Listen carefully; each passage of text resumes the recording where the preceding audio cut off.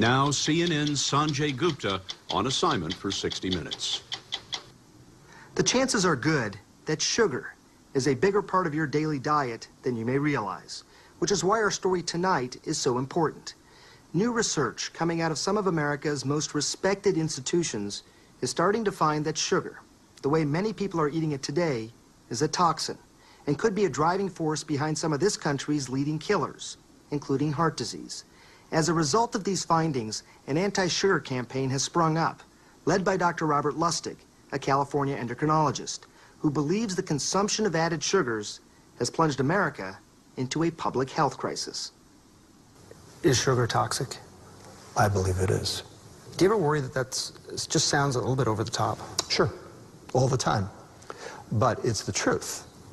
Dr. Robert Lustig is a pediatric endocrinologist at the University of California, San Francisco, and a pioneer in what is becoming a war against sugar. Deep breaths. Motivated by his own patients, too many sick and obese children, Dr. Lustig has concluded that sugar, more than any other substance, is to blame. What are all these various diseases that you say are linked to sugar? Obesity, type 2 diabetes, hypertension, and heart disease itself. Lustig says the American lifestyle is killing us. And most of it, you say, is preventable. 75% of it is preventable. While Dr. Lustig has published a dozen scientific articles on the evils of sugar, it was his lecture on YouTube called Sugar, the Bitter Truth that brought his message to the masses. I'm standing here today to recruit you in the war against bad food.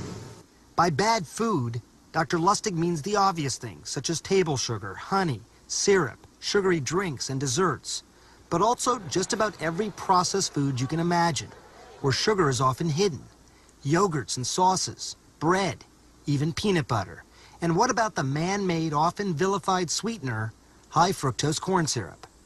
Is it worse than just table sugar? No, because it's the exact same. They are basically equivalent. Problem is, they're both bad. They're both equally toxic.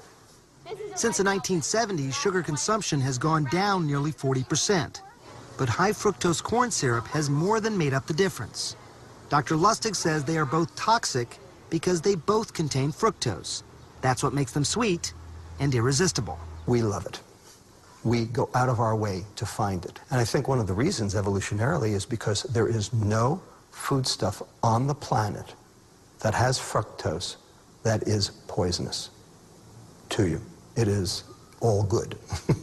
So when you taste something that's sweet, it's an evolutionary Darwinian signal that this is a safe food. We were born this way. We were born this way.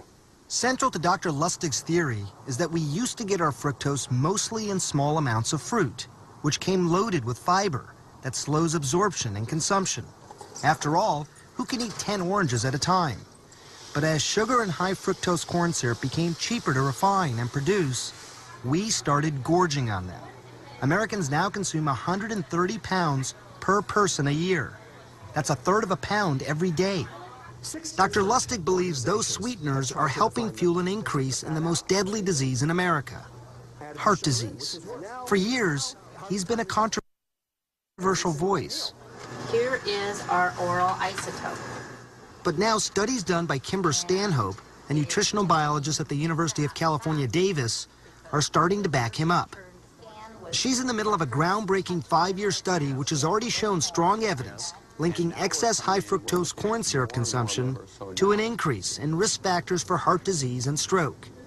That suggests calories from added sugars are different than calories from other foods. The mantra that you hear from most nutritionists is that a calorie is a calorie is a calorie. And I think the results of the study showed clearly that is not true.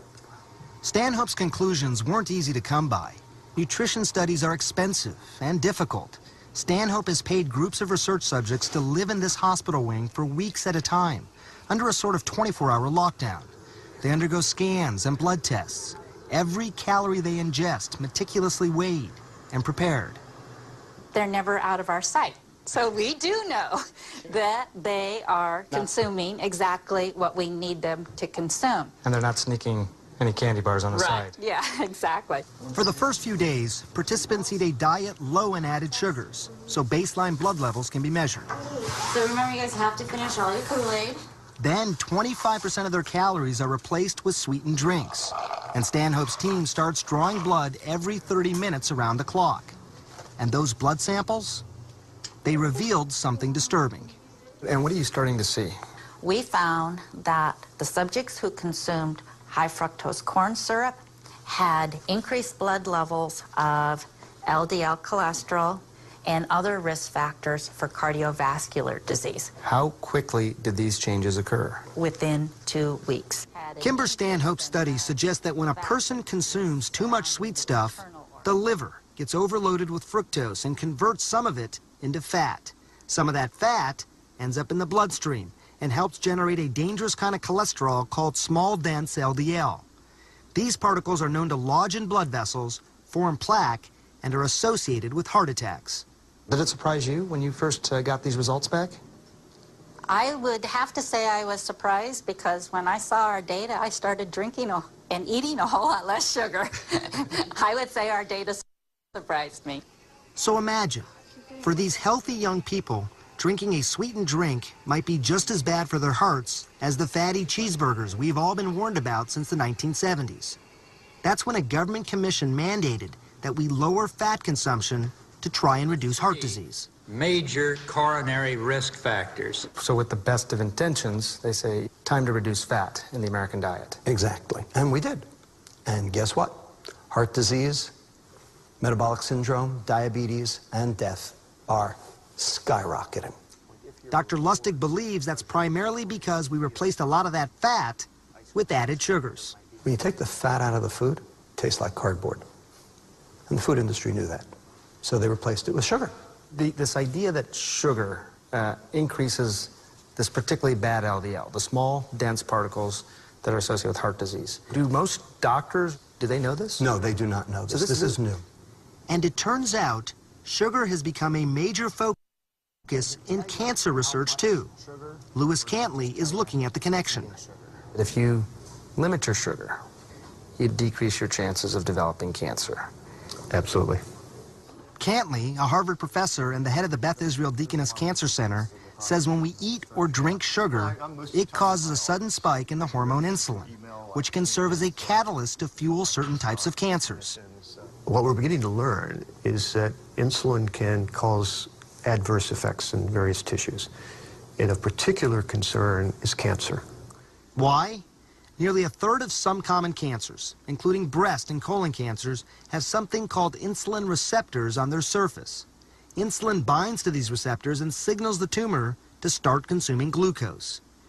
So this is your body eating... Every cell in our body needs glucose to survive. But the trouble is, these cancer cells also use it to grow. So if you happen to have a tumor that has insulin receptors on it, then it will get stimulated to take up the glucose that's in the bloodstream. So rather than going into the fat or the muscle, the glucose now goes into the tumor, and the tumor uses it to grow. So you've just seen that tumor turn blue, which is essentially reflective of the glucose going into it. That's right. So these cancers, much in the same way that muscle will say, hey, I'd like some of that glucose. The fat says, I would like some of that glucose. The cancers have learned how to do this themselves as well? Yes, so they have evolved the ability to hijack that flow of glucose that's going by in the bloodstream into the tumor itself. Lewis Cantley's research team is working on developing drugs that will cut off the glucose supply to cancer cells and keep them from growing. But until there's a breakthrough, Cantley's advice, don't eat sugar. And if you must, keep it to a minimum. In fact, I live my life that way. I rarely eat sugar. When you see a sugary drink, or if I were to offer you one, with all that you know, what's going through your mind? I probably would turn it down and get a glass of water. But for most of us, that's easier said than done. Turns out sugar is much more addictive than I think we had sort of realized early on.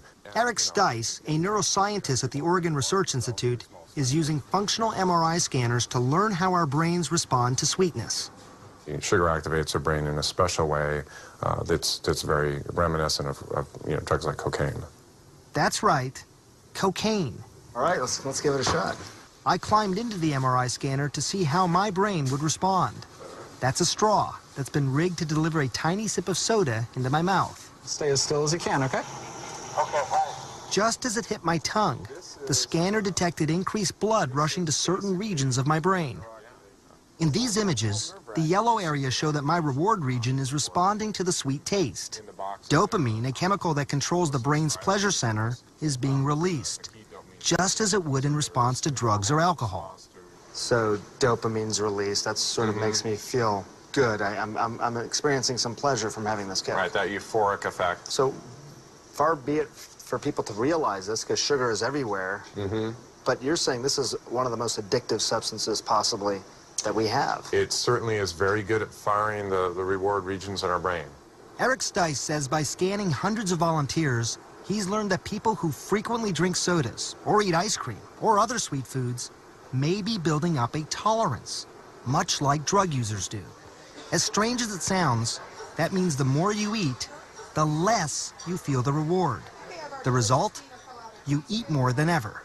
If you overeat these on a regular basis, it causes changes in the brain that basically it blunts your reward region response to the food, so then you eat more and more to achieve the same satisfaction you felt originally. With all this new science emerging, we wanted to hear from the sugar industry.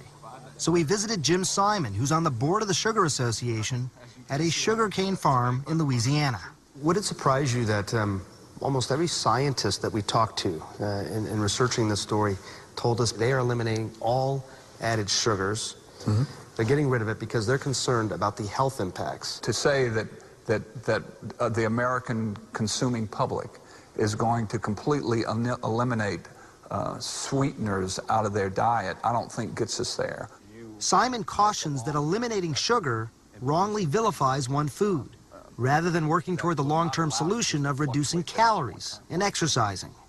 You know, a lot of people, Jim, are saying that sugar is different. It is bad for your heart and causing a lot of the problems that we are talking about.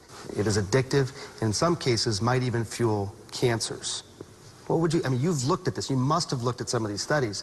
What do you say about that? Science is not completely clear here. But some of these studies exist. I mean, what is a consumer, what are they to make of all that? Well, I would say to them that they've got to approach their diet in balance. Dr. Robert Lustig agrees. We need a balanced diet.